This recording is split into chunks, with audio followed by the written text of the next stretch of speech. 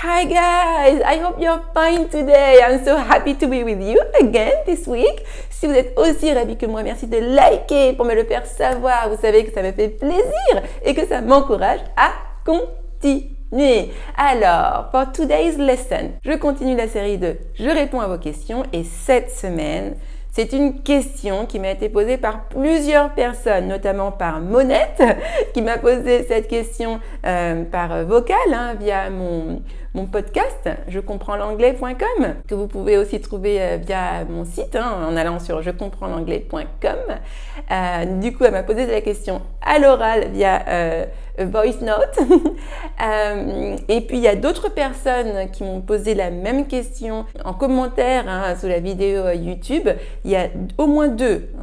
En plus de Monette, il y avait 2 personnes, voire 3, qui m'ont posé la même question, à savoir, Nathalie, est-ce que tu pourrais nous faire travailler, est-ce que tu pourrais étudier la thématique de la prononciation de l'alphabet et la prononciation en général. Et Monette me dit, c'est peut-être une question bête, mais non, c'est pas une question bête. Monette, tu n'es pas la seule, vous êtes plusieurs, très nombreux, dans ce cas-là, à avoir du mal à prononcer certains mots correctement. Monette me disait qu'elle connaît plus ou moins l'alphabet, mais elle bug quand il faut prononcer certains mots.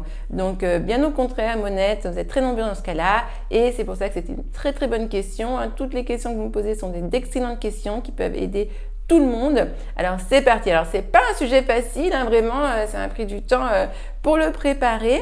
Parce qu'effectivement, c'est tellement vaste et en même temps très très abstrait. Donc, on va rendre les choses concrètes comme d'habitude, ok, clair, net et précis pour vous aider à avancer avec cette problématique. Donc déjà, effectivement, comme elle me le demandait, la prononciation, ça commence par la bonne prononciation de l'alphabet, effectivement. C'est pour ça qu'elle me demandait de travailler dessus. Alors, l'alphabet, en gros, il n'y a pas trop de différence. Alors, il y a notre A. D'ailleurs, je vais utiliser mon nom, pour vous prononcer quelques lettres. Parce que dans mon nom et mon prénom, il y a pas mal de lettres. Du coup, Nathalie. N-A-T-H-A-L-I-E. Et mon nom de famille, T-A-D-J-A, space N-Y-A. Alors, il y a plusieurs lettres intéressantes dans mon prénom et dans mon nom. Donc ça, c'est très bien. Ça va nous permettre d'étudier cet alphabet de manière plus concrète. Donc déjà, dans Nathalie, il y a plusieurs voyelles. Déjà, le A. Le A, à lui tout seul, ça se dit A. Ok. La lettre A se prononce A.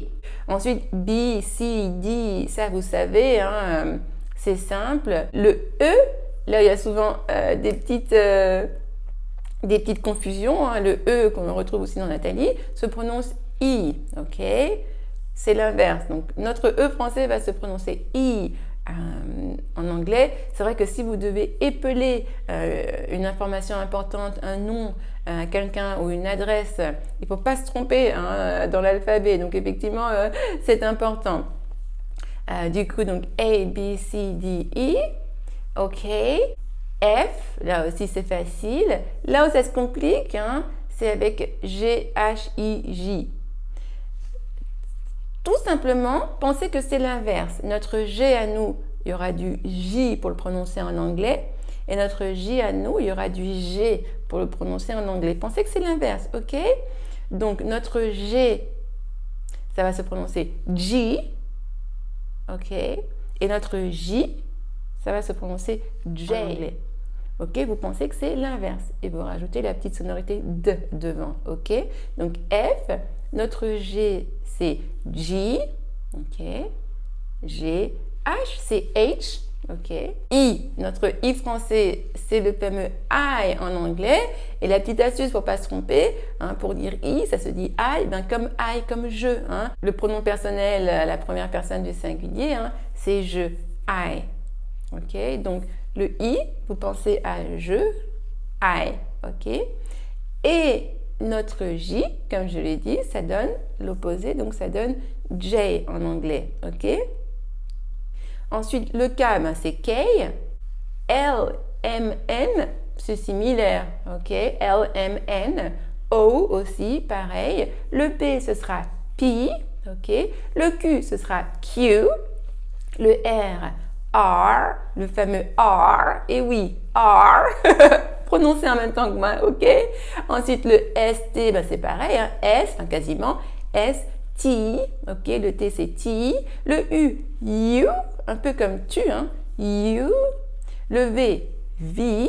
W, W. Le X, X, en langue des signes. Le Y, why, ok, le Y se dit why, comme le mot pourquoi, why, ok. Hein?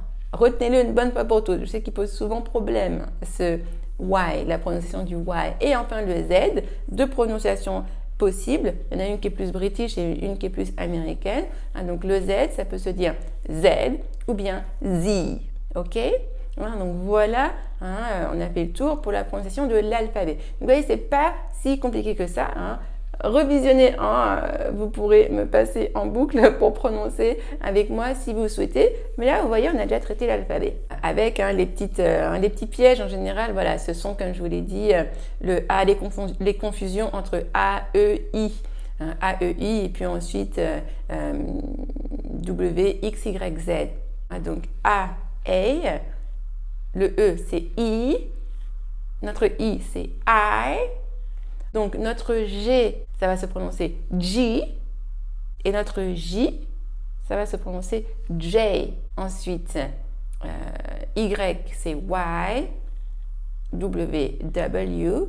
Et Z, c'est Z or Z. OK? Hein, pour les lettres qui sont un peu touchy, hein, pour les lettres qui sont un peu trompeuses.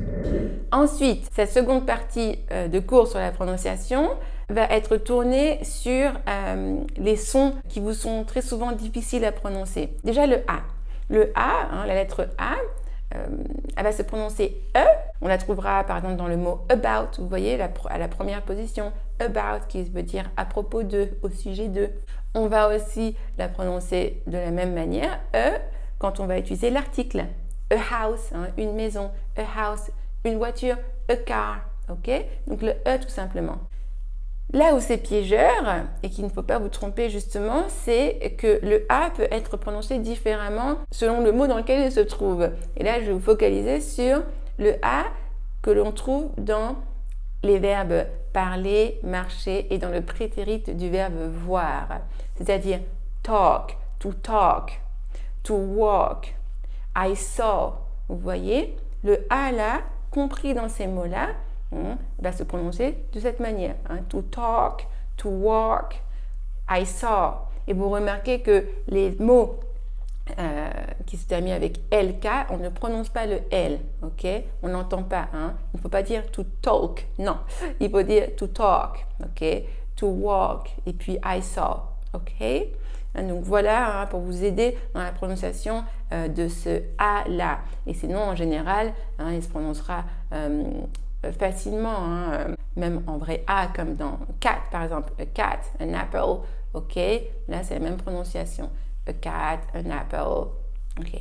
Ensuite, là où souvent vous avez du mal, c'est la prononciation du I, notre I français. Parce qu'en anglais, le I, il pourra se prononcer en gros, soit un I court, soit un I long. Le I court, en général, c'est juste la lettre I. Un exemple typique, un très très bon exemple pour vous illustrer cette différence entre I court et I long, c'est la prononciation de cette lettre dans les verbes to live et to leave. To live, L-I-V-E, to live qui signifie vivre, habiter, c'est un I court. Vous voyez, il y a juste la lettre I, hein, L-I-V-E, to live, I court. En revanche, to leave, là ce sera un I long. Et le I long, vous voyez, on tire dessus, hein, to leave. Et le I long, eh bien, il s'écrira L-E-A-V-E. To leave, qui est le verbe irrégulier to leave, left, qui signifie partir, ou encore laisser, ou encore quitter. Hein, partir, laisser, quitter. Donc ça, c'est un très bon exemple, hein, de I court, live, qui s'écrit I, et de I long, to leave, qui va s'écrire E-A. C'est surtout pour ces sons-là où vous avez du mal. La dernière lettre, hein, où ça peut être un peu piégeur, c'est la lettre U. La lettre U, hein, en gros, là aussi, elle pourra avoir, hein, de manière, voilà, en gros, de manière générale, hein, le plus fréquent, on pourra avoir deux prononciations. soit ou, soit e. Par exemple, to put, le verbe mettre, to put. Là, le u se prononce ou. Ok. Mais en revanche, dans le verbe couper, par exemple, le u se prononcera e. To cut. Ok. Put, cut. Pour voir la différence. En gros, ce sont les deux prononciations principales de la lettre u. Et là encore, il n'y a pas de secret. Je ne vais pas vous transformer en linguiste, ce n'est pas le but. Le but, c'est pas que vous connaissiez l'alphabet phonétique avec les symboles et tout. Non, le but, c'est que vous réussissiez à bien prononcer dans la vie de tous les jours. Et ce que je vous conseille, la chose la plus simple à faire, quand vous avez un doute sur la prononciation d'un mot, allez tout simplement dans votre dictionnaire en ligne. Et maintenant, vraiment, dans tous les dictionnaires en ligne, les vrais dictionnaires en ligne, vous avez la prononciation du mot. Je vous conseille d'utiliser Word Reference. Là, vraiment, vous avez la prononciation de tous les mots parfaitement. Ou alors, tout simplement, dans Google Translate, il y a la partie prononciation. Un dernier site que je vous conseille pour écouter la prononciation des mots, et c'est un très bon dictionnaire également, c'est Lingui. Pour ceux qui ne le connaissent pas, il est assez connu. Ça s'écrit L-I-N-G-U-E-E. Ah, il y avait plusieurs voyelles là et des lettres difficiles, c'est super. Je répète, L-I-N-G-U-E-E, L-I-N-G-U-2-E. Et j'en profite, merci Lingui, j'en profite quand vous avez deux lettres comme ça qui sont doublées, quand vous devez épeler le mot, ne dites pas I ou bien Ti, dites double I, double T. Ok, le double n'est pas réservé au W, ok. Dès que vous voulez doubler une lettre, que ce soit une consonne ou une voyelle, dites double, ok. Double I, double T, double M, double L, ok. Voilà. Alors, j'espère que tout ça vous aura aidé. Si c'est le cas, merci vraiment de liker pour me le faire savoir et de partager. Parce que si ça vous a aidé, ça aidera d'autres personnes. Et vous savez qu'en likant, ça m'aide vraiment à aider encore plus de monde. Et n'hésitez pas à me mettre en commentaire, dans les commentaires, des mots comme ça qui vous paraissent un peu la montagne russe à prononcer, des mots un peu bizarres. N'hésitez pas. Je serais bien curieuse de voir les mots qui vous posent problème dans leur prononciation. Oui, mettez-moi ça, qu'on découvre un peu ces mots-là difficiles. Et comme je vous l'ai dit, normalement, vous trouvez la prononciation de n'importe quel mot en allant sur le dictionnaire en ligne. Voilà. Eh bien, écoutez, j'espère que ça vous a plu, que ça vous aura aidé. N'oubliez pas de vous abonner pour ceux qui ne sont pas encore abonnés, pour être sûr de ne rien louper. Sur ce, have a very good day and see you soon. Bye bye.